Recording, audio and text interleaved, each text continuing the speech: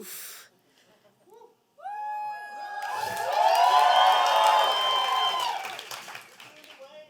My dad died 3 years ago. None of us saw it coming. I hadn't spoken to him in 10 years at that time. You see, my dad was an angry man. You know the kind of people that when they scream, the house seems to shake?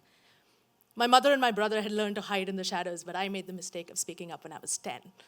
And I became the focal point of all of his rage. Oh my God. It was such an abusive childhood that eventually I couldn't take it. I just cut off all contact. I didn't get to see him before he died. I met my brother at the funeral, and he told me that in the last few days, my dad kept insisting that he wanted to tell me something. Me? Dad wanted to tell me something? Really? After a decade of silence, suddenly he had something to say? What did he want to say? No, really? What did he want to say? This question has driven me crazy for 3 years now, until 2 days ago, I got an email from him. Yep, you heard me right. An email from Dad. You see, when he checked into the hospital, he had just gone in for routine tests. So he continued working from the hospital. Apparently, he wrote the email and never got a chance to send it. Mom found it 2 days ago, and she hit send. So here it was, finally an answer. Here's what the email said. Dear Nona, your silence has made me very angry. Who do you think you are? How can you treat me like this? But eventually the anger faded, and I began to think. And I realized I've said so many things to you that have hurt you so badly. So now I believe that someday we'll just sit down and I'll make it right, but the doctors are telling me that I'll never see you again. So here I am, writing this email, hoping at least my words will reach you. Because I need to tell you that I know now that just because you have tattoos and an eyebrow piercing did not mean you were doing drugs. That just because you decided to go to college and work instead of getting married at 21 did not mean that you were abandoning your Indian culture. That just because your loving boyfriend sleeps over now and then does not mean you've become a prostitute. I'm sorry, I don't know why I said that. I didn't mean to say it. I shouldn't have said it. I shouldn't have doubted you.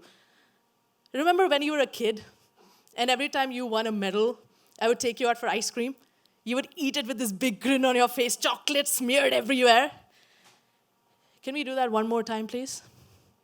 Only this time I won't ask you for straight A's or a medal. This time I won't celebrate a perfect scorecard. This time I'll celebrate my perfect daughter. Because I'm so proud of who you've become.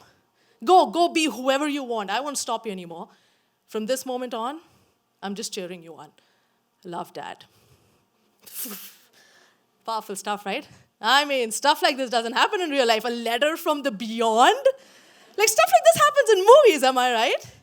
I'm absolutely right, you gullible people. This shit didn't happen. Look at you looking for a happy ending.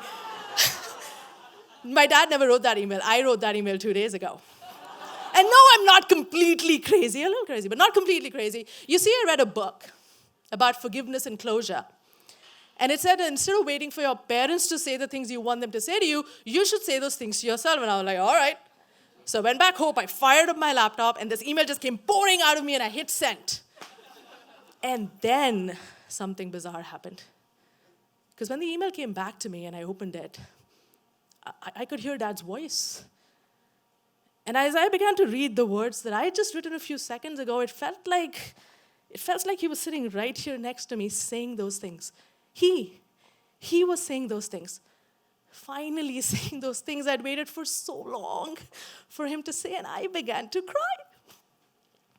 I cried for hours until I fell asleep, and when I woke up the next morning, I decided that I'm going to choose to be the gullible idiot now.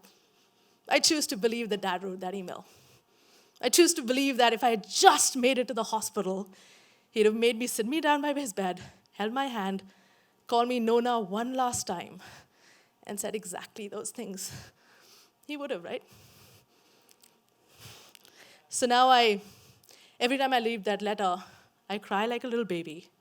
But every single time, this strange little letter is bringing me closer to a dad I lost so long ago.